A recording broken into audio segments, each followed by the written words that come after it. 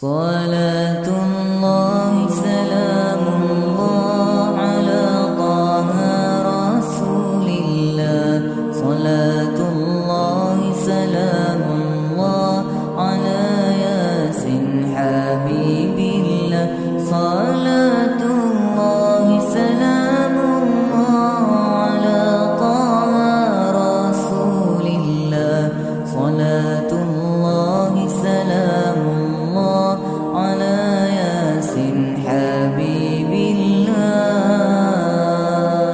Wahai teman, wahai taulan, banyakkan dirimu bersalawat ke atas Nabi Muhammad agar hidup beroleh berkat. Satu salawat yang dibaca akan beroleh 1000 pahala, akan memadam 10 dosa, diangkat 10 derajatnya.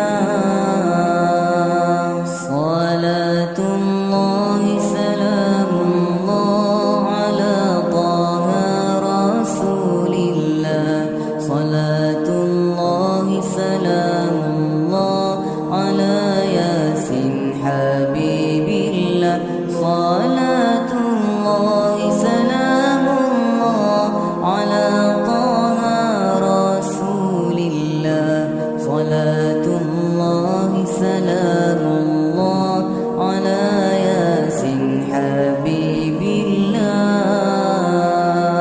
Wahai Nabi, undanglah kami ke bumi berkah tanah suci agar dapat ziarah Nabi, bersujud di Masjid Nabawi. Lisan kami menjadi saksi bersalawat padamu Nabi.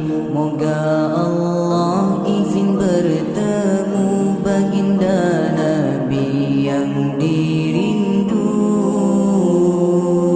Salatullahi salamullah ala taha rasulillah salatullahi salamullah ala yasin habibillah salatullahi